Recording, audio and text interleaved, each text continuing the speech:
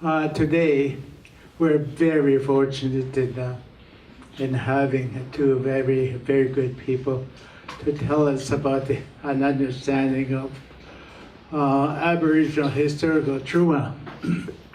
And the two individuals is Dr. Patti Laboucane here and Alan Benson, both of the Native Counselling Services of Alberta. This service started in the 1960s here in Edmonton. It started in the Friendship Center's movement, along with the Friendship Center movement in Alberta, well, throughout Canada, as a matter of fact. Our Aboriginal people who are continuing to migrate to all the urban centers, of course, come in contact with the law, perhaps not understanding all the laws of urban centers, while they get in trouble with the law. And the services, there wasn't really any services to help them along. And those people that worked in the Friendship Center movement thought that they should create a service for Aboriginal people in the Friendship Centers to help them get help in their dealings with the law, the justice system in our country. The people that the Native Counselling Services started with one individual here in Edmonton, Chester Cunningham. And Chester took the service, the Native Counselling Services, and brought it, grew it into a huge service in Alberta, so that they have branches almost in every urban center here in Alberta, but they'll tell you a lot more about it. But without maybe further ado, they'll tell you more about it. I want to introduce to you Patti Laboucane and Alan Benson here. Please welcome them.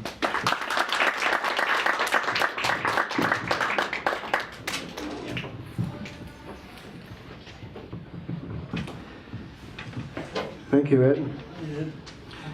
Speaking of history, we go back a long, long ways, Ed.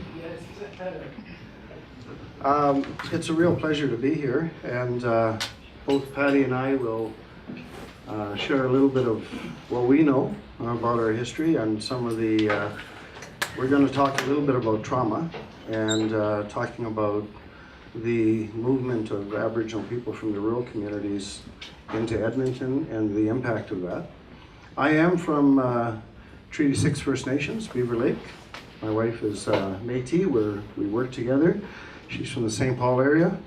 And I guess I'm going to share a little bit of personal story. So years ago, I was driving in with my mushroom, my grandfather, and my mom. And we were coming in by Gibbons, and they stopped on the top of the hill, asked me to stop, and showed me where, when he was a young person, where they would camp, and on their way into Edmonton to trade furs, and how they would come in with a wagon all the way from Beaver Lake, Blacklebush, and the route they used to take. And he showed me that there was a lake down there in that valley, and where they used to cross. And so it was really interesting because I actually have that on VHS tape. I VHS recorded it years and years ago. And the interesting part of that is he told stories of all the families that would come together from the different areas of northern Alberta and meet and camp there. and how all the trading went on there before it actually happened in Edmonton. And it was an interesting time for me because it was a point in my life when I was committing myself to this kind of work. And it really made me understand, start to look at not just the history, but from the perspective of why do so many of us, including myself when I was a young man, get attracted to come to the big city. And the experiences I had, and how I quickly ran out of the city and left it and went back to work up north. A lot of our people get attracted to hope, opportunity, and often, in many cases, and we'll talk about this more later, but we're quickly disappointed and let down by our friends, by our family, by the people that created that hope, that opportunity for us. And that's all based on our history. It's all based on the history, and we're going to talk a little bit about this in the film we're going to share, and then we'll talk more about what we're doing about that. I want to thank Ed for sharing a little bit about the history of our agency. Native Counselling Services did start at the Friendship Center, where one man saw a need to represent one client in court. And at that time, there was a judge who favored having a friend in court under the newly amended criminal code at the time, which allowed for a friend to go and help another friend in court. That was the only way that court worker program was started. And there was a man by the name of Al Chartrand in Manitoba who right at the same time was starting exactly the same movement. And the board at the Friendship Center were very supportive of it. But this is where the creativity started. At the time, the president of the Métis Association of Alberta, Stan Daniels, and both the late Stan Daniels and the late Dr. Harold Cardinal, who at 24 years old, many of you will know, challenged the white paper of John Chrétien and Pierre Trudeau. He and Stan Daniels got together and agreed to start an Aboriginal justice organization called the Native Court Worker Program, or Native Counselling Services, because they felt it was important to sustain the organization. It had to be politically free. And so they created a nonprofit organization, a board independent of the politics. And we have just recently celebrated our 45th anniversary as an organization. But the most important thing, and we'll talk more about this, is that the impact of all of our people coming into Edmonton isn't just about the services we provide. Every single agency that provides services in Edmonton has been impacted. And just downstairs, while I was getting coffee, I ran into, and for the life of me, I can't think of his name, Conrad. He is the head of the Edmonton Community Foundation, and I've known him for years, and it's gone. Martin Garber Conrad. And I just ran into him, bought him an espresso, and told him what we were doing up here, because he asked, what the heck are you doing in the library? Apparently I don't belong in the library, I don't know. But what was interesting is he said this is such a good idea because this creates an opportunity for us to better understand each other. And I said, more importantly, it's just as important for us as Aboriginal people to know about our own history. So we hope to share it with you. Patty's going to introduce the video, and then we'll have a chat and hopefully be able to answer any questions you have. Okay, so my name is Patti Laboucane-Benson. My dad is Métis. I'm a Laboucane. It's a family that comes right from the Red River. Two Laboucane brothers came across and settled in Duhamel, Alberta. And so that's my dad's side. My mom's side is Ukrainian. And her family comes from the Bukovina region of the Ukraine. So I'm a Métis Ukrainian. I grew up in Treaty 6 territory. I'm really happy to be here. That's quite an introduction, eh? I've done it a few times. The mayor said that I'm the quintessential Edmontonian. I'm a Ukrainian Métis. I don't think he was being complimentary about it. He looked at me like I'm an aberration, like, oh my God. Okay, so Native Counselling Services of Alberta did a research project, and we did it with funds from the Law Foundation of Ontario. And we were looking at, there were 3 deliverables, but the one I'm showing you tonight is a video. It's evidence-based, and it looks at how the intergenerational transmission of violence that winds up looking like family violence, and more importantly, the best practices in Western Canada about how to resolve that. It's a 37-minute video, and hopefully if everything works out here, yeah, there we go.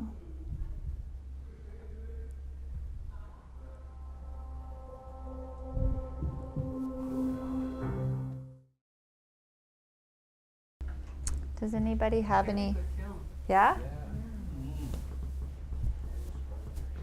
I'd like to just honor the late George Breton.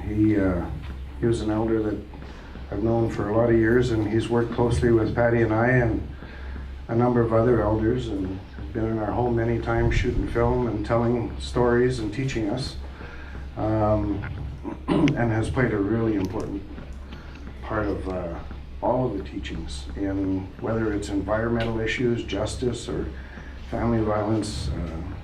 He and the late William Drever and some of those elders have spent a lot of time with us over the years. So we're really grateful for that. Patti, do you want to do a little debriefing? Sure.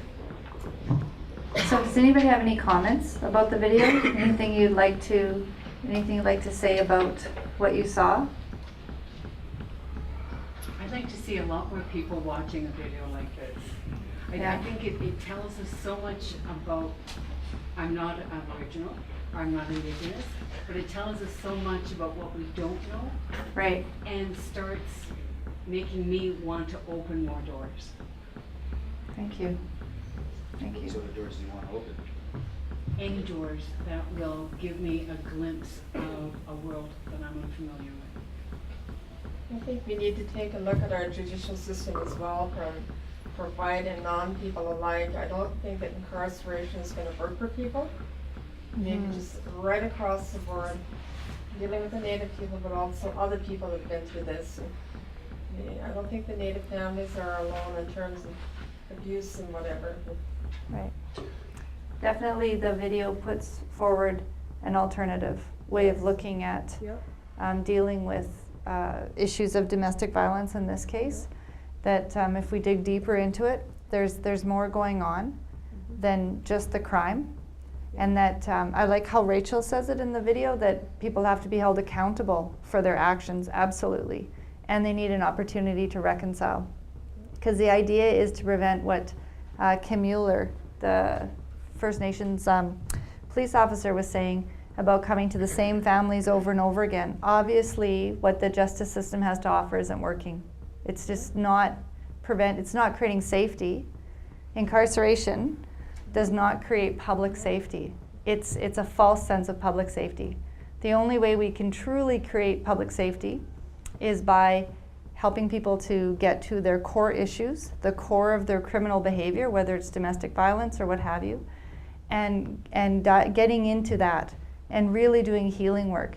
That truly is public safety. When people are released and they've done their work and they have alternatives to violent behavior, we're creating public safety. I'm not saying that not everybody should never go to jail. That's not what I'm saying. Sometimes we have to isolate people, absolutely. But once we have them there, what are we doing? What are we doing is the question. And I'd like to just share with you some information that's really important here. I chair the Family Violence Death Review Board in Alberta. And actually we're meeting for the next 2 days, starting tomorrow. What you need to know is that on all of the social justice scales, Aboriginal people are overpopulated, right? Whether it's in child welfare, treatment, education issues, justice. In family violence deaths, our numbers are so small in comparison. So what's interesting is, while there's a lot of family violence in our community, when it comes to family violence deaths, we don't even compare by percentage to all the other social justice frames. And so the new Canadians, established Canadians that live in Canada, the family violence numbers are so much higher in comparison to the other numbers. And so that was interesting for me, because when I was asked to sit as the chair of the Family Violence Death Review Board, I thought it was because the Aboriginal numbers were so high. And in fact, it's not that case. If it's okay, I'd like to share a little bit of information of, that came out of that research. And then Alan's going to talk about Native Counselling Services of Alberta and client services. So research, if you remember that little diagram that was factored heavily into the video, showing our interconnectedness. If you flip that over like a 3D model, we have a spiral. And I'm not the first person to show our interconnectedness with a spiral. There are petroglyphs in caves that are thousands of years old that have spiral drawings to show our interconnectedness. It's a very old way of thinking about it. I have a 3D animator that made it look a little different than maybe a cave drawing, but it still is in its essence a spiral. So the individual, the family, the community, the environment, the nation, the environment, and the spirit world is all connected. This is what many Indigenous people around the world, it's a symbol they would use to talk about their interconnectedness. An interconnected worldview is one that privileges relationships, and what that means is that nothing is more important when we live in this worldview than our relationships with each other, with our family, with our nation, with the natural world, and with the spirit world, and ultimately with the Creator. That all of those relationships are the most important. So every action I take has to be one that strengthens, builds, maintains my relationships. That's an interconnected worldview. For this, do I need this? I have a very loud, annoying voice. Can you hear me like this? You prefer this? Okay. I never say that at home. Yeah. Never.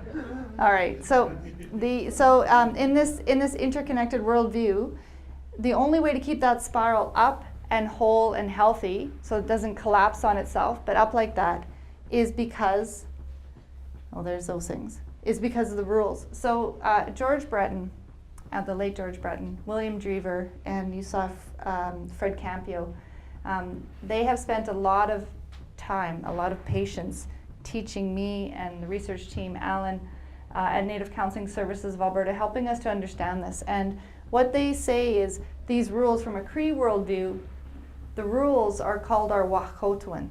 And Harold Cardinal, the late Harold Cardinal, called Wahkotuan a doctrine of relationships. They are the rules that guide our relationships with every living thing. And from a Cree worldview, everything is alive. This is what the elders teach us. The rocks have a spirit, the water has a spirit, the animals, the plants all have spirits. And we have to, each other we have spirits. There are very specific rules that guide our relationships with each other. And so it is those rules that hold that spiral up. Those are the healthy boundaries between the rungs that keep us all interconnected in a respectful, healthy way. So that's what the elders have given me permission to talk about Wahkotuan. This is what they agree with this model. And so we know that residential schools have caused damage to those relationships. So there are many acts, pieces of legislation since the Royal Proclamation in 1763, all the way through the colonial laws of nation building and land ownership that have been passed by our governments, all the way through to the residential school policies, policies of forced welfare, policies of child welfare and the mass apprehension of children, all the way to today, that have really severely damaged these relationships. In the video, we talk about this intergenerational transmission of historic trauma. And as a result, many Aboriginal families and communities have been left in kind of a state of chaos. This is a way of thinking about when we have relationships with no rules, that spiral falls down, implodes, and it looks like that. And for many people who work in the community, or maybe some of our families feel like this, it feels very, very chaotic. Because even though we're still connected, and many people still feel very connected. I know Connie Forbesser used to say, you have these kids that have been removed in child welfare, and 25 years later they're looking for their families. This deep sense of connectedness exists in the Aboriginal community, but connection with no rules is chaos. And so we call this historic trauma. And it's a term that places this long-term intergenerational impacts of residential school into a larger context. It's meant to talk about trauma that's passed from generation to generation. It's meant to talk about the residential school survivors, survivors of this very destructive child welfare policy that we've had, and also the people today who carry this burden of trauma, loss, assimilation, and ethnocide. And so I need to say at this point in history, it has never been more hopeful. Some people forget that. I did a presentation with Phil Fontaine 6 months ago. Just never follow Phil Fontaine. There's no following Phil Fontaine. What can you say after this guy speaks? But he said when he was a child in the Saugeen First Nation in the 60s, there were only 10 Indigenous post-secondary students across Canada. Today there's 30,000. That's a hopeful number. There are more healthy families raising healthy children, Aboriginal families and children, since ever before from Contact. There's a lot of good things happening. There's more doctors, lawyers, crane operators, welders, accountants who are Indigenous in Canada since Contact. You know, there's a lot happening in the Aboriginal community. At this moment of reconciliation and healing, lots is happening. At the same time, we're very overrepresented in the things that Alan spoke about, right? And that those people, the people who are still carrying this burden of historic trauma, are often the people that we work with at Native Counselling Services. And so I've spent a lot of time thinking about if these were policies from the past and some current policies, how has it affected people today? Who are the people that are walking in our doors and what's going on with them? And I spent a lot of time thinking about this idea of a colonized psyche. And so I can draw a very straight line of racist policies that have ingrained in the social fabric of Canada the idea that the Indian identity is inferior. This is something as Canadians we just gotta accept, we gotta unpack, and we gotta understand. The Indian Act still exists. The Indian Act was built on policies like the Gradual Civilizations Act. They were built on policies that said, as a matter of legislation, that the British identity is superior. To become a full British person would be superior. And they were saying also that the Indian identity was inferior. These ideas and assumptions still remain in the Canadian system of laws. And we need to unpack this as Canadians. But the thing about a colonized psyche, it's not just non-Aboriginal Canadians that have internalized these negative stereotypes and not unpacked them. Many of the Aboriginal people we work with have internalized those negative stereotypes about themselves. In the movie we talked about it, Alan talked about it, about this deep sense of shame about being Aboriginal. It is reinforced every day of living in Canadian society, that sense of shame. And many of our people that we work with don't feel a part of the mainstream Canadian society, but they're not comfortable with their Aboriginal identity either. They're left in a sense of identity confusion. This is a historic trauma construct. This is what comes from colonization. Political and social domination. All through history, since 1763, we can map laws that have shown that the ability for families and communities and nations to make decisions for themselves, to chart their own course and decide their own destiny has been usurped, has been taken away by the government. You know, the Constitution Act of 1867 took away all capacity for nations to make decisions for themselves, and the apprehension of children and the child welfare policies have stopped families from making decisions for themselves. Many families over generations have lived with political domination. So at the time of the residential schools, when the RCMP were coming to take the children away, the old people would say, go run and hide in the bush. How many of you have heard that, eh? Go run and hide in the bush. And the kids would run and live in the bush while the RCMP were coming to keep them away from the residential schools. And during the 60s, when the RCMP and child welfare were coming onto reserve with school buses and apprehending children by the school bus load on reserves all through the 60s, that's where the notion, the 60s scoop came, the old people would say to the children, go run, hide in the bush. How many of us know people that lived in the bush for days, hiding from the RCMP and child welfare? Go run and hide in the bush. Other people were nodding. And so we had a client 7 or 8 months ago when child welfare knocked on her door, she scooped up her babies and she ran down the back alley. This is a historic trauma construct. This is the absolute fear of anybody who has any perceived or real authority or power over you. And how many people, how many of our clients, how many people that you know are scared of doctors, lawyers, child welfare, school principals, the police, anybody? Exactly. absolutely fearful, stands in front of a judge and pleads guilty, too afraid to talk to a judge, hopeless and powerless. And I think that's important to talk about right now, because it's something that you, people who work in the community, deal with every day. And just recently, we had a meeting with the city police, who came to talk to us because I have a card that's floating around Edmonton, and university and college students are grabbing it now. And it's a statement for police. So if any of our people are arrested or investigated or interrogated by the police, it's a statement card that basically tells them their legal right. And they give that card to the police, and the police have to abide by the law. The code, the law. And so the police have been asking us to remove that card because it's driving a wedge between them and the Aboriginal community. So every lawyer and judge will tell you that that's just absolutely ridiculous. And as a matter of fact, the judges and lawyers beat me up over this issue and said, don't you dare change that. So what's happened is there's an understanding with the police instead is, listen, we'll help you work with the community, build a better relationship, but you need to help us, that every time there's a claim of abuse by a police officer, that we deal with that and don't tolerate it. Because I'm not going to tolerate police abuse. So that's an important factor, and in turn, the police have offered ride-along, and okay, send your agencies out to come and ride along with us at night and see what we actually do.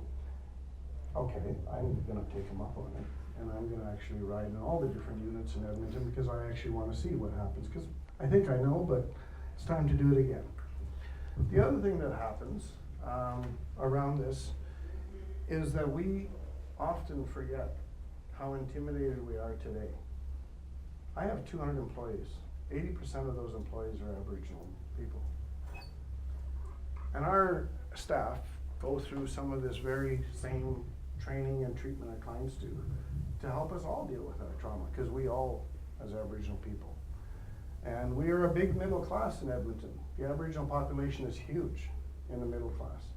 But it doesn't mean that we're exempt from our own issues, right? We have a friend who is dying in the hospital right now. He was made very famous. He suffered a lot as a young child and then was made very famous, and now he's gone into alcoholism and he's now in the hospital on his deathbed. And a lot of people in the community know him and are supporting him. The sad thing is about this man is he's no different than so many of us. That you walk this path from your history and you change and you do whatever you can to improve in your life and to help others and walk this path of healing. But you're always carrying that baggage. And you always have that with you. And so Aboriginal people are always carrying baggage. Even though they're on a lifelong healing journey, they're always carrying the baggage. And so every time we get attacked by different legislation, different policy, different challenges, and in our organization we face the same challenges. And so it's a real struggle because people fall off. And not long ago we were working with a world famous cinematographer who said to us, and he's Métis, and he said, my life could change just like that. I've done so well, but because of where I come from, I could fall off this ladder so easy. And it was like, wow. And how many doctors and scientists and lawyers, and not just in our culture, but any culture who's had a lot of history of trauma and assimilation issues, right? So I think that's the important thing for us that we all have to face, and it's part of our challenge of what we deal with in Edmonton. I just want to talk a little bit about that fear, because it can come in two ways. So the first way we think about fear and feeling hopeless and helpless is to be very shy about it, right? So when we imagine people, and I know you might know people or work with people, that they make themselves very small, you know, especially in your office or in your chair or whatever, and there's no eye contact, and they're afraid to answer, they're very quiet. That certainly is a historic trauma response. But the flip side of that, if that's the flight, the flip side is the fight, right? That's a fear response too. I'm going to come out swinging, and I'm going to hurt you before you hurt me. And some of us who work in the field, we have clients like this, like you say hi and you're just giving it. Like they run up one side of you and down the other. That's a historic trauma response, and it's a fear-based response. They're afraid. And their response is they're just going to come out swinging. That's kind of my response. I kind of get that one. When I'm scared, man, I'll just come out swinging. That's kind of his response. It's not good to have two people with the same response. My first reaction is to fight them. I argue with them about the law because I think I know the law, but. And he makes parts up too, just to help his case. Yeah. Just to kind of throw them off. That's the fight response. Exactly. Okay, and so we also know that residential schools have introduced, for some families, not all families. It is absolutely false to say every Aboriginal family has a history of family violence. As a matter of fact, I read in one of the residential school books, stolen from our Embrace, that 2/3 of the people who suffered physical or sexual abuse in residential schools have never gone on to abuse anybody. That's a hopeful statistic. It's an amazing statistic.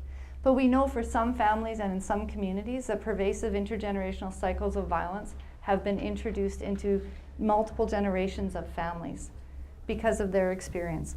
And the thing about that, and I think Waylon on the video says it very well, that when you grow up in a family like that, it becomes normalized, because not only is it going on at home, it might be going on in the family over there, and it might be going on in the family over there.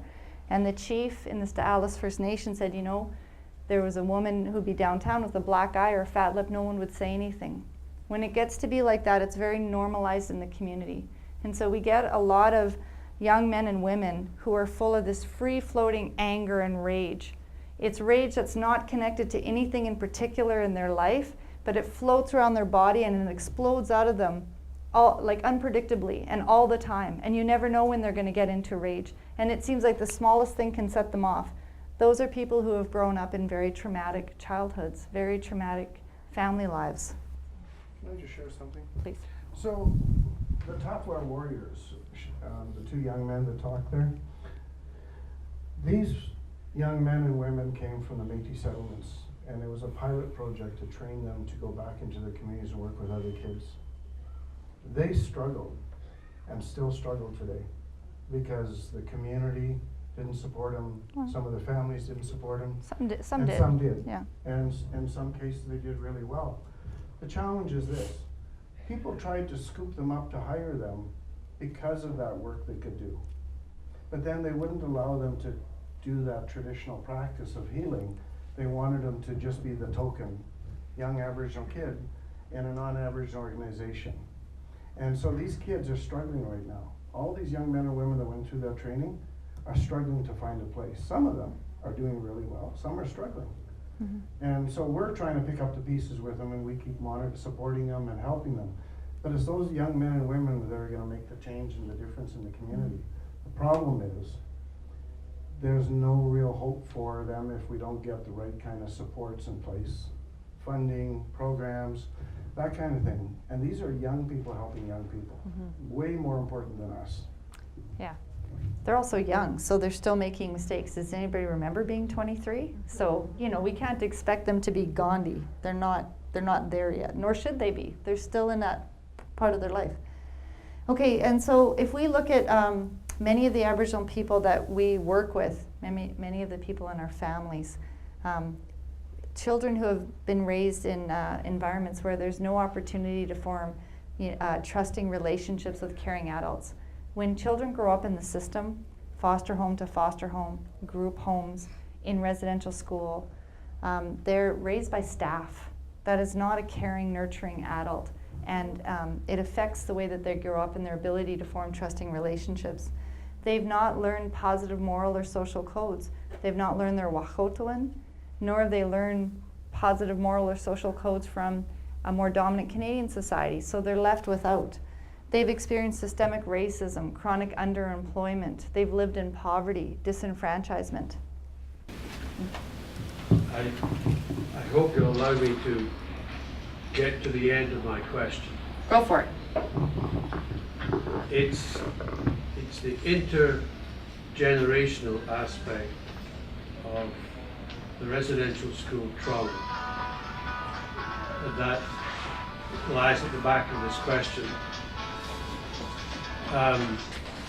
Because there have been many instances throughout the globe of extreme trauma in different groups, in different countries, some of whom have overcome that trauma within 1 or 2 generations. I don't say this, and I'm not raising this at all, except to ask the question. One of the groups that clearly went through tremendous trauma were the Jews in Central Europe in World War II.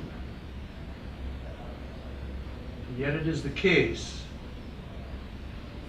that the children of those Jews who came to North America within a couple of generations had outlived that trauma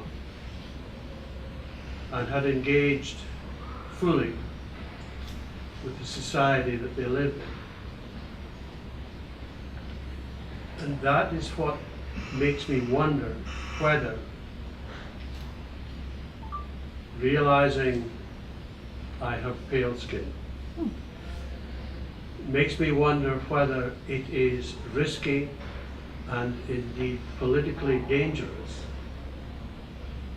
for the Aboriginal community to focus so much of its real difficulties upon the residential school system and not on what you just talked about, the systemic racism and chronic underemployment that has been a persistent feature of their lives and disabled them from being able to enter into the meaningful, I'll just say, mainstream life on whatever terms they want. Yeah. No, I hear your question. There's to compare the Jewish experience and the Canadian Aboriginal experience is useful on some level because they're both Holocausts, and I think that there's enough evidence to show that there were some very comparable experiences. I think cultural genocide was used by the TRC. They put a very good case forward. When I read the report, I think that makes perfect sense, and I think that what happened with the Jewish people would be a cultural genocide. So it is a useful comparison. The Jewish people left the place in which the trauma happened, went to a new land, and were not laboring under the same political construct, right? So for example, if the Jewish people would have stayed in Germany, and then through the whole experience of the German government trying to figure itself out and blah, blah, blah, but still had some of those same policies that had oppressed Jewish people, and they had to live in that circumstance, I think their experience would have been different than going to the United States and having an opportunity, being very white looking, to recreate themselves. So I think in those instances we can say, okay, we can understand how there might have been a different experience. And clearly right now we still have an Indian Act. And our Indian Act still has the exact same assumptions that built that so carefully crafted residential school. All those assumptions that we brick by brick built, those still exist today. And I agree with you, the systemic racism, chronic underemployment. I mean, we've just come through 10 years of a government that entrenched some of those assumptions even further. And their policies actually were very regressive. And so I think that if we're thinking about Indigenous people on this land and their experience, the amount of resilience we see is tremendous, absolutely tremendous. But until we can, as a Canadian, it's not Aboriginal people that need to learn about residential schools necessarily. Some of us do. We work with people who have said, nobody ever talked to us about this. We never knew about this. Our parents and our grandparents didn't want to talk about it. So for some Aboriginal people, it's important. But by and far, the non-Aboriginal population in Canada needs to wrap its head around residential schools, the impact, and what our white privilege is. And I say our because I'm a fair-skinned person. I have white privilege. I need to unpack that. This is the, in this next decade coming up, I believe this is going to be the task of Canadians, is we need to unpack our experience of growing up. There's a couple of hands. Yeah, I know. Here, take this. I live in Canada more than 85 years.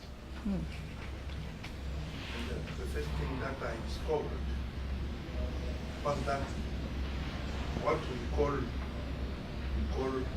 Métis or Indians,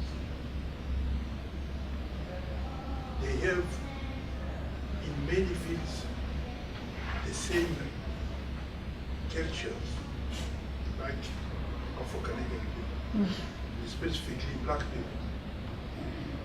And what surprised me was that if I take my country, which is Congo, we have been colonized for 80 years. And after 80 years, we became independent. Our number probably played a big role to keep our cultures, and the fact that we keep our languages helped us to survive and to continue to fight. And years after, I am involved in communities. I saw that through words, we are marginalized native people. Because we use words which are put them away. We are not inclusive when we use words. And for me, school, the paradigm of a school in Western culture is is against minority people, not necessarily Indian people, but in all places, education is not promoting the poor, the weak. It is the pretending sharing values for equality and those things, but they are words. In reality, capitalism system is doing those things. So I would like to say that I am very happy to see Native people having more children, having those people struggling to survive, but we need to change our reports with them, start learning their own values, impose those values in our school system. We have to know them. They are not object. We are the same. In my culture, there is no white, no black. We don't have a word for that. But in Western cultures, they are differentiating people. They are white, they are this, they are that. In our culture, we say, you are a human, but human female, or you are a human male. Right. So I think what we did is very good, which is helping people to understand the big challenges that we have. And I invite Native to be open, to not continue to think that you are a victim. All we are victim in the society.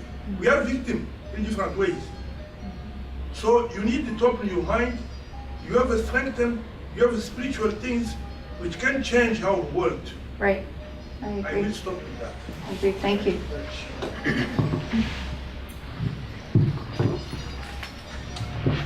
Well, we do a lot of work in the international community, and we're actually going to our Healing Our Spirits Worldwide Conference in New Zealand in November, and a lot of Indigenous people from all over the world will be there, and It's always a pleasure to meet up with and learn from all the different cultures. The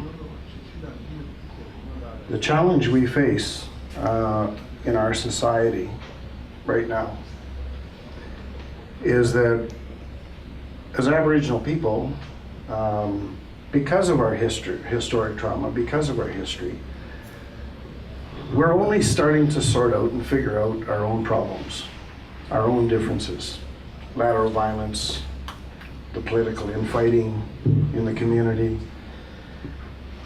But what happens to us is we still allow systems to dictate how we do business.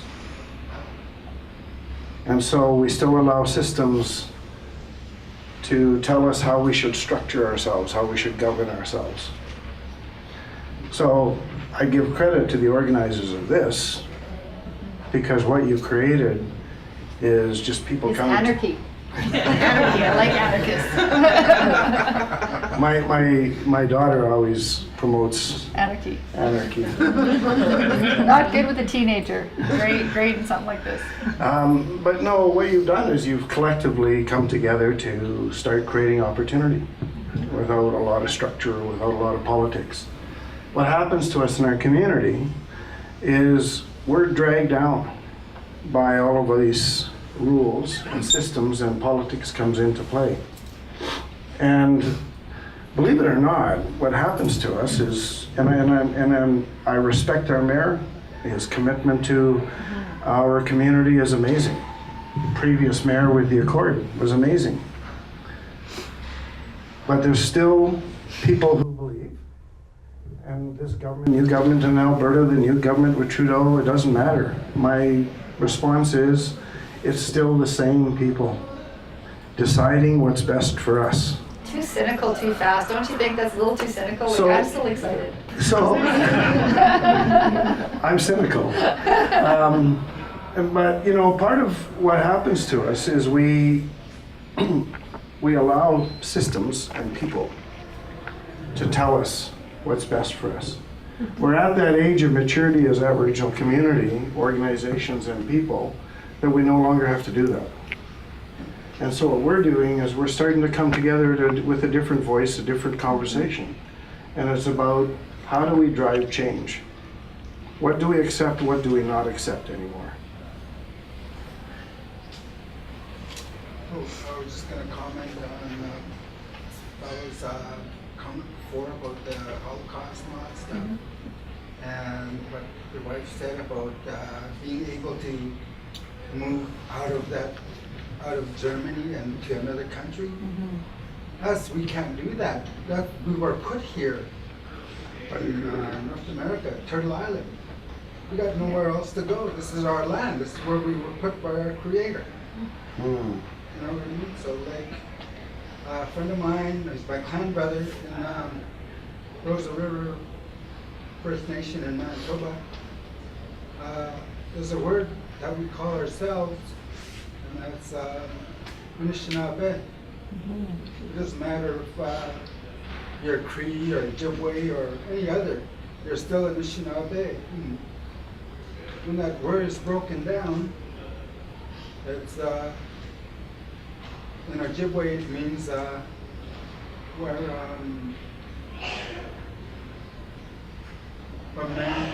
man was lowered. It's talking about the native people. That's all I can say. Thank you. Thank you. Or Ed?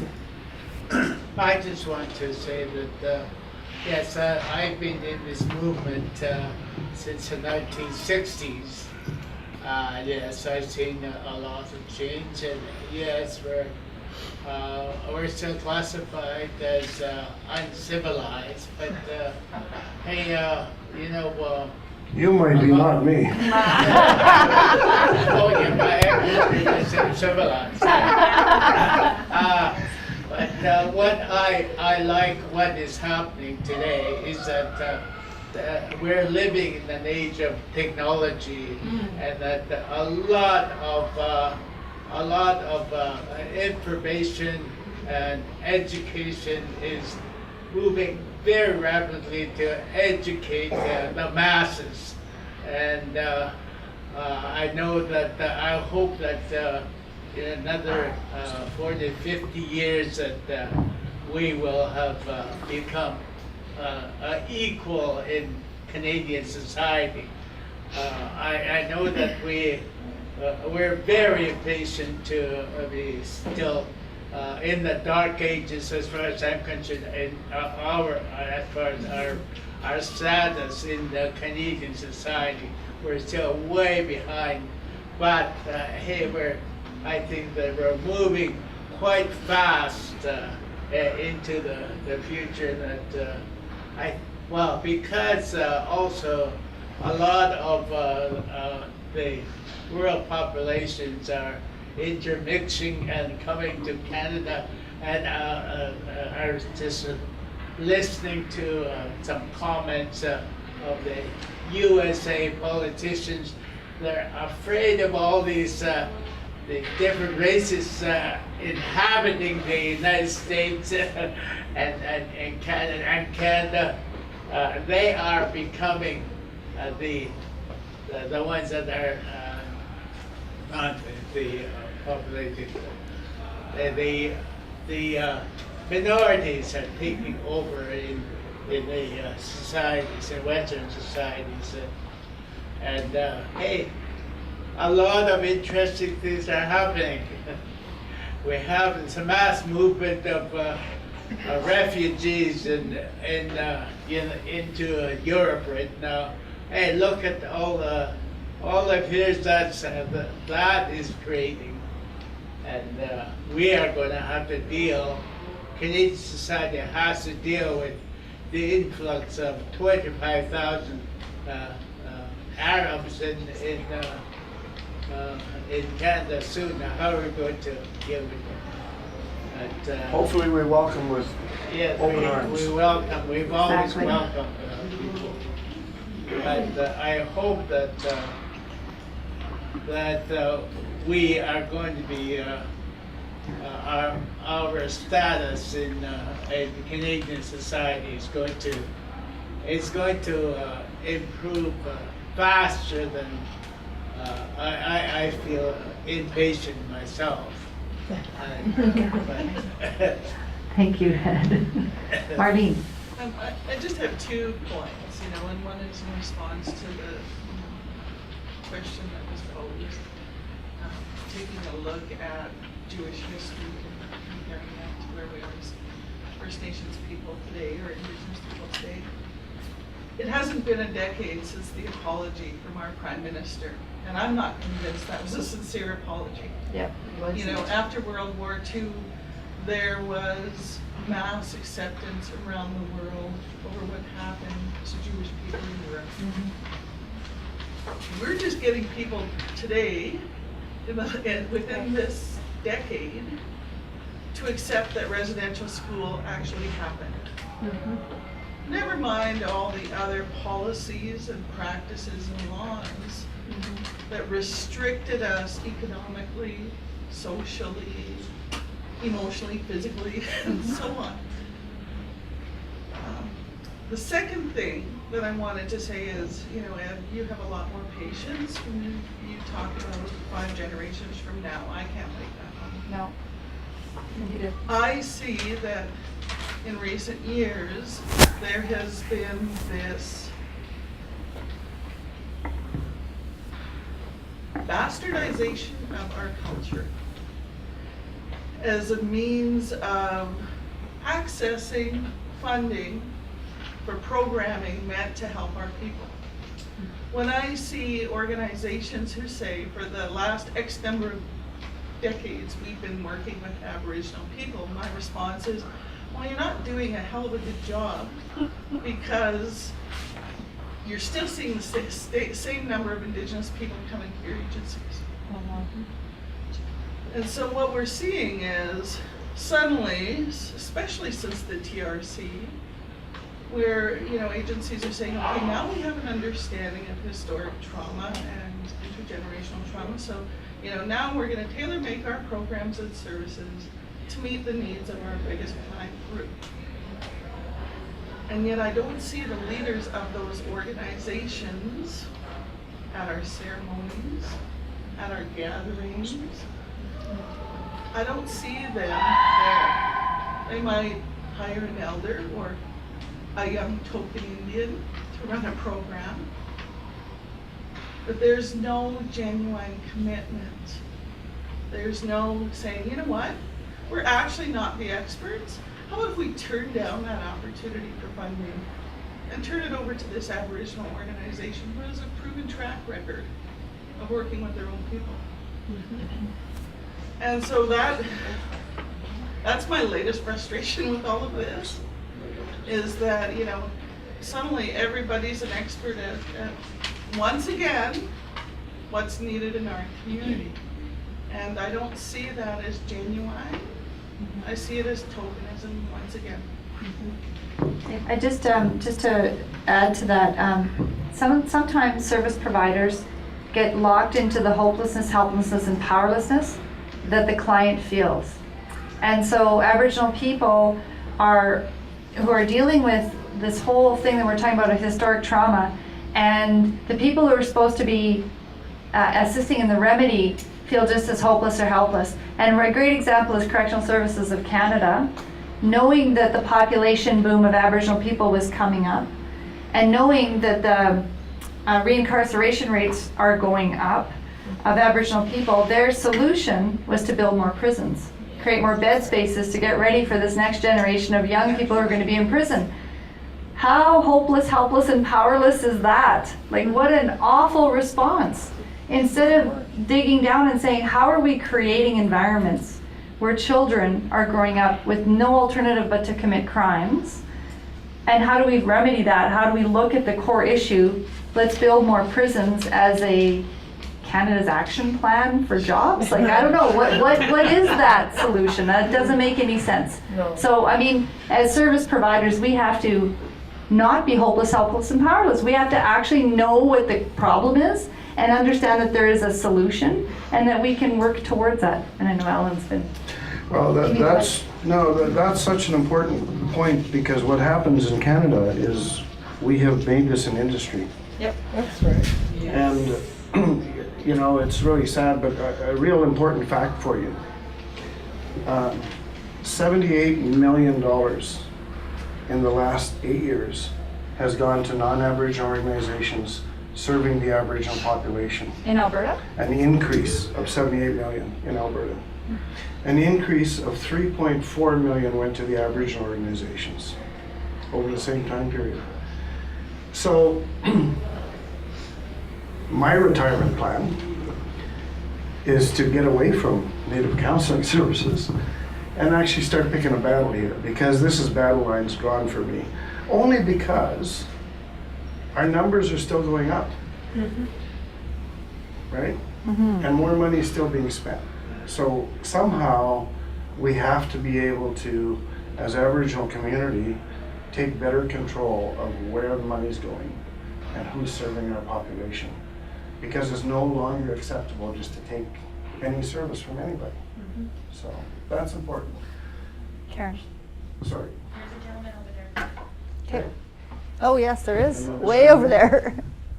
Yeah, I was just wondering, you mentioned in passing that there are many Aboriginal communities that are rural, remote, you know, that sort of thing. And you see, and it's not just Aboriginal communities, but many rural, remote communities who have an outflow of young people, lack of economic opportunity, all this kind of thing. So what do you see as the future for, you know, these more out-of-way communities?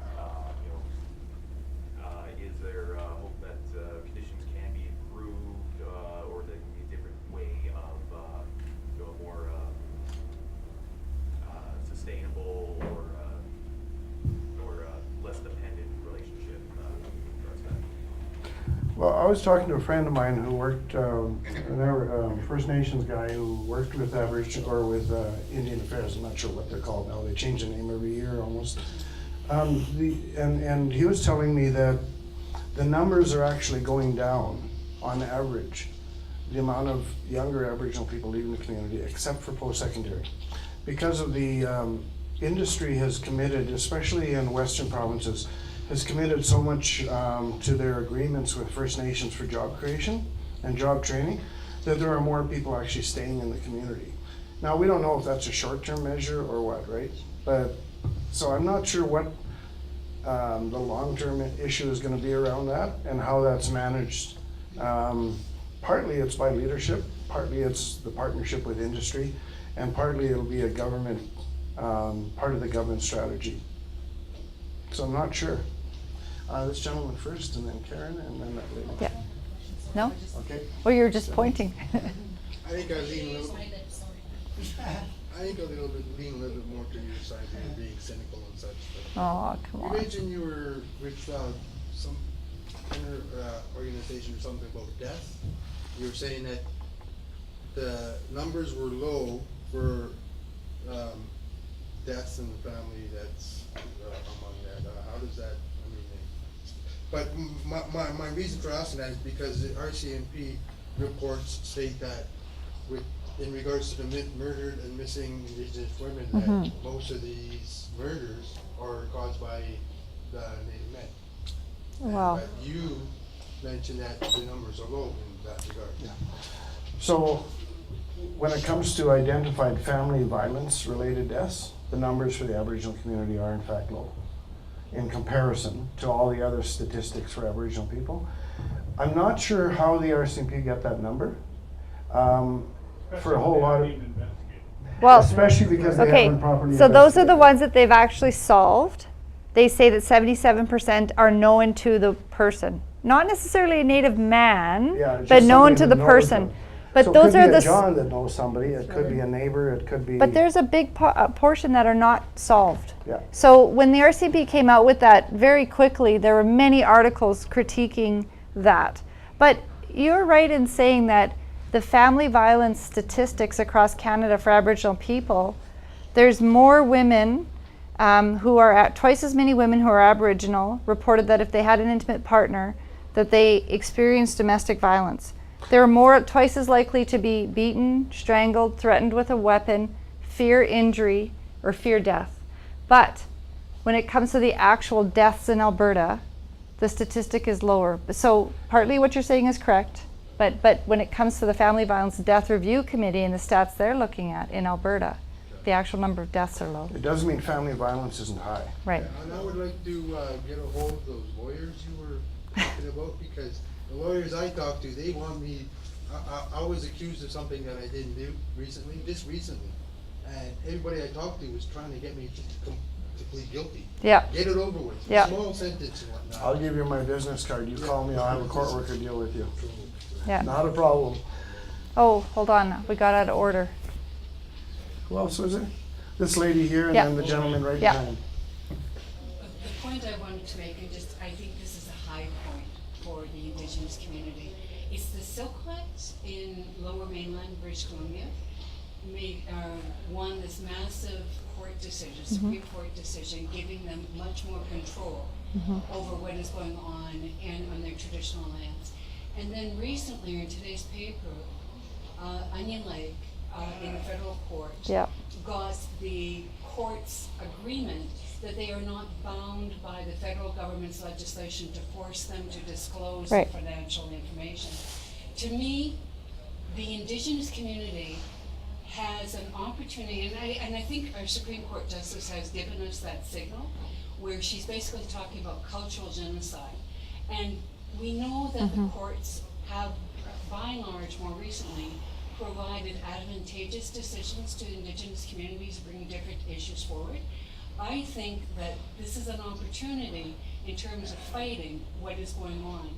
Use the courts more, because it's using a system that was used as an oppressive measure to get that system back in balance. This is a system that was introduced not by you, but by colonists.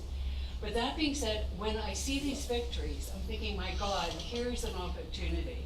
I was so glad to read or to hear about all the Indigenous people that got involved in the federal election campaigns, who ran as candidates.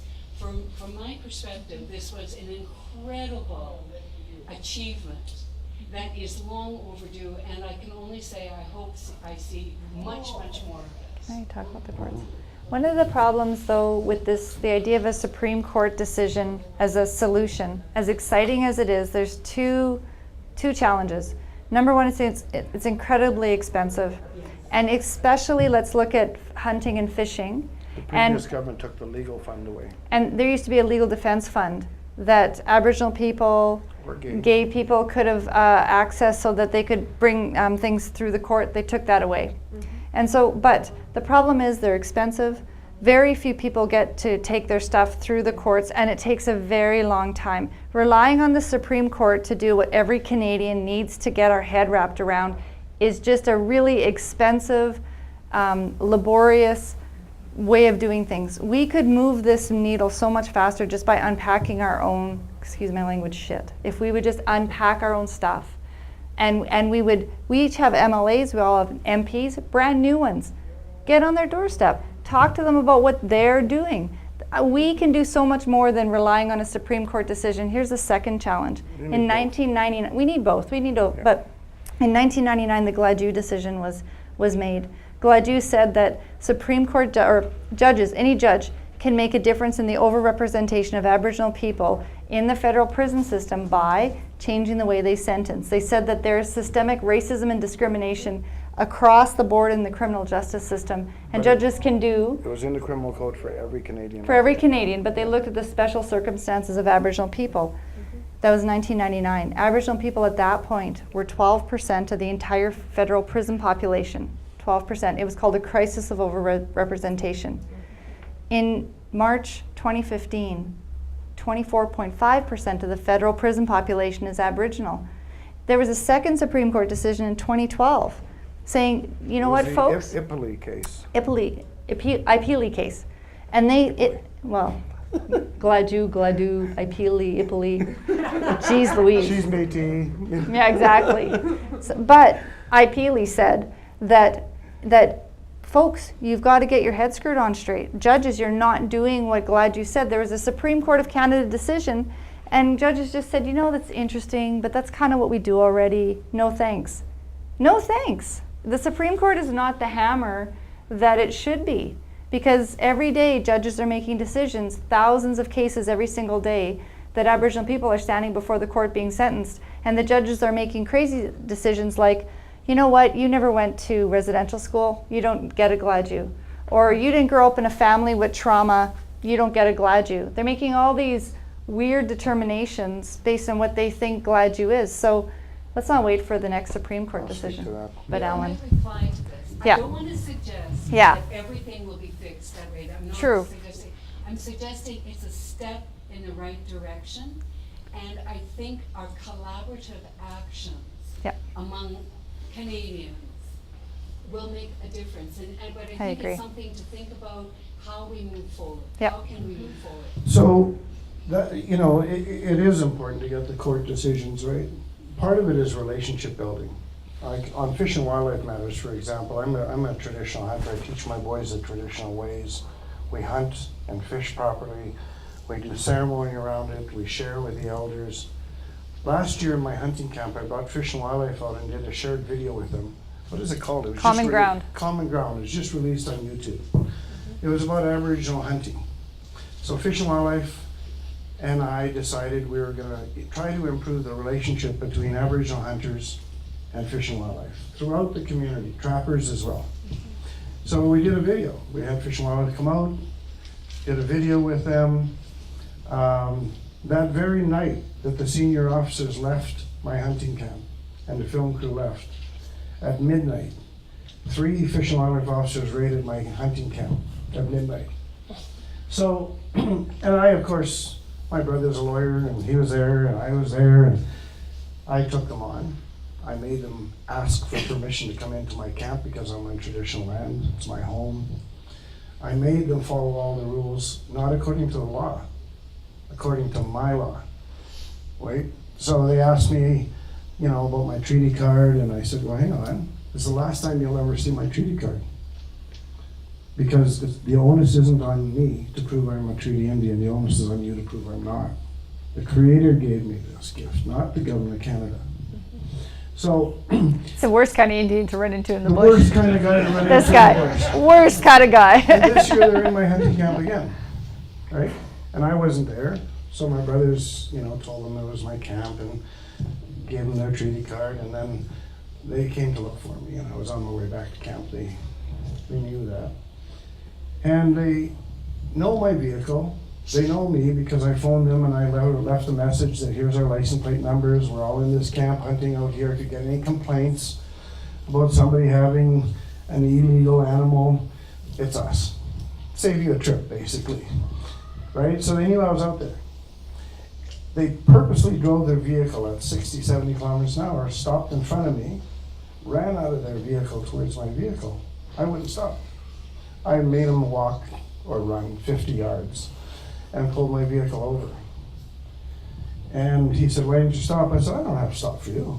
Not right now. You don't. First of all, this is a very busy oil lease road. You don't stop your vehicle in the middle of the road and run out in front of me. No one gives you that right to do that. Secondly, I'm not going to stop because you happen to want to think or believe that I'm going to have a loaded rifle in my... You know me. You know it was my vehicle. Yes, I did. I said, then don't insult my intelligence by treating me like a criminal. If you want to improve the relationship with the Aboriginal people, you have to improve your relationship with all people. Right? So they knew I was out there. They purposely drove their vehicle at 60, 70 kilometers an hour, stopped in front of me, ran out of their vehicle towards my vehicle. I wouldn't stop. I made them walk or run 50 yards and pulled my vehicle over. And he said, why didn't you stop? I said, I don't have to stop for you. Not right now. You don't. First of all, this is a very busy oil lease road. You don't stop your vehicle in the middle of the road and run out in front of me. No one gives you that right to do that. Secondly, I'm not going to stop because you happen to want to think or believe that I'm going to have a loaded rifle in my... You know me. You know it was my vehicle. Yes, I did. I said, then don't insult my intelligence by treating me like a criminal. If you want to improve the relationship with the Aboriginal people, you have to improve your relationship with all people. Right? So, this is the kind of challenge that we face on all matters, every day, whether it's with child welfare, the police. It's just a constant educating process. There's the one back there. Last question? I think it's just a comment related to this and related to the fact that we got Fish and Wildlife officers operating this way, we got judges operating this way. Why would we expect any different when we have an apology made by our Prime Minister 10 years ago, followed by further legislation which further inhibits the progress of Aboriginal people? I agree. The apology needs to be followed with a partnership that says we will never let this happen again. And not only that, we're going to unpack what happened and make sure that what we're doing right now isn't a throwback to any of those assumptions of colonization. To really dig into our legislation and be curious about what are the underlying assumptions that this legislation is built on. I think most legislators would be shocked. Most legislators don't know their own history. And education is another key. When the Truth and Reconciliation came to Edmonton, my kids who were first 3 years in high school at the time had never heard of it. Yep. Had never heard of residential school. Yeah. A German Canadian boy at 16 was reading Jewish literature about the Holocaust. Yep. So there's a reason why we're slowly moving forward, and if we're moving forward, it's because of these 30,000 Aboriginal kids that are getting educated. Yeah. You know what's interesting is I was doing a book festival in Toronto for this book that I had written, and it has a lot about history and residential schools in it. And there was a German reporter there who was reporting on this, and I was having a conversation with an educator, a person who was in the school system in Toronto, and she said about how great this resource was to teach history, and we were talking about how we need more resources about history, and he put his hand up, this German guy, in broken English said, "You need to teach people your history? You mean you don't know your history?" He was dumbfounded that we don't know our history, and I thought that was the most telling response that I've seen, that outside of Canada, it's absolutely ridiculous that children go through an entire grade K to 12 and through university and do not know. I did a 4th year family studies lecture not that long ago about, just about the Aboriginal Healing Foundation, a little bit about the TRC, a lot about prisons. And a woman put her hand up and says, why am I in the 4th year of university at the University of Alberta in family studies? This is the first time I've ever heard about residential schools. And I said, you know who you should ask? Is the chair of our department. And here's her name and number, because that's a really good question. I was never asked back, just to say. But that's a really good question. Can I finish on the positive just very quickly? Because there is a positive. And so my closing to you is that the Aboriginal community has a challenge before us. Our challenge is we also have to continue to extend ourselves to building new relationships. Okay, so just really quickly, that there is, to get us out of this tangled mess, the first thing we have to do is reclaim our wachotoan, right? Our rules, our relationships, those sacred relationships with each other. This is what the elders have talked to us over and over and over about. They've said that we have to reconcile our family relationships and our relationships with each other. Aboriginal, non-Aboriginal people, all the way down to my relationship with myself and my Creator. There's work that has to be done all the way up and down that spiral. And as importantly, Joe P. Cardinal said 20 years ago, nobody can heal me, only I can heal myself. And the same thing applies to organizations. The only way Aboriginal people are going to reconcile and move forward is when we do it ourselves. It's led by Aboriginal people in partnership with non-Aboriginal Canadians all together. The elder said the only way we're going to get out of this is if we're all pulling in the same direction. We all have to work together. We all have to know our history. We have to accept it. We have to take a deep breath, and we have to work together to fix this spiral, because this spiral represents all of Canada. It's not just First Nations people, it's all of us. It's an all-in effort. Ex-Simaga. Get off the mic. I really want to thank Patti and Alan for coming tonight. I've had the pleasure of sitting through a number of presentations by both Alan and Patti, and lots of wonderful discussions, arguments with them on a personal level, and I'm always in awe of their level of understanding and the teachings that show every day in the work that they do. So thank you very much. I know you're busy people. Thank you. And Alan is sick. He's been in bed for 3 days. He's had so much cough syrup just to get here.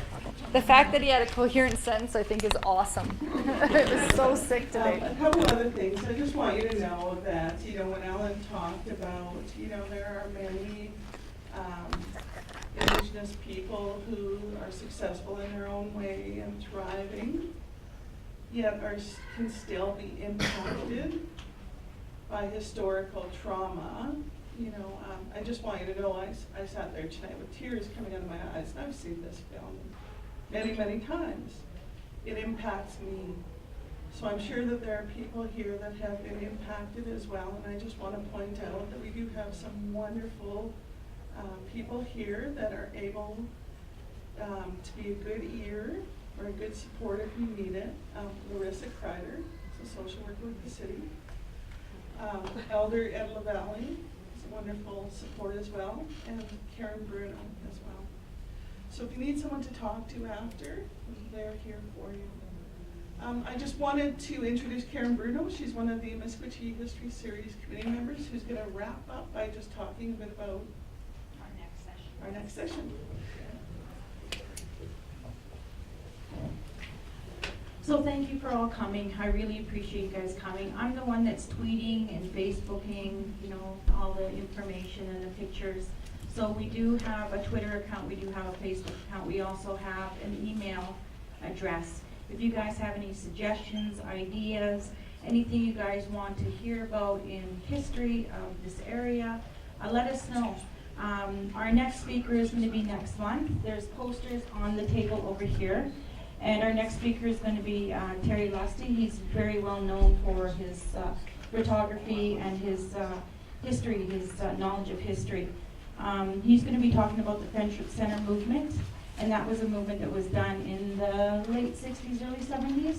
And that was sort of when Aboriginal people were congregating in the city, and mainly in the Macaulay area. And Aboriginal people were working with non-Aboriginal people, and we started the Friendship Center movement. And hence some of the inner city organizations that are around. So we're going to be talking about that, and whether you know it or not, there is a little bit of a movement happening again. So some of us, what is anarchy kind of behavior? Anarchy kind of behavioral people are not a part of that kind of stuff. But we're trying to really empower ourselves as Aboriginal people, and that's why as community members, there's much more of us. A lot of them couldn't make it, but that's why as committee members, we come from a grassroots point of view, and we don't get funding for this, we don't want funding for this. It's coming from an Aboriginal perspective, told by Aboriginal people, for everybody to learn and become allies and partners with us. So I hope you guys all enjoy, and don't forget that to look up on your YouTube. We have all the sessions videotaped. Cody Savard in the back there is our videographer and one of our committee members. She does this voluntarily and does all the editing and all the hard work. We've got our trailer there talking about who we are, and we've got all our sessions up to 3 of them right now. Is it 3 of them, Cody? So it's under Amiskwaciy History Session. Just type that in and under YouTube, and you'll see the other sessions that we've had so far.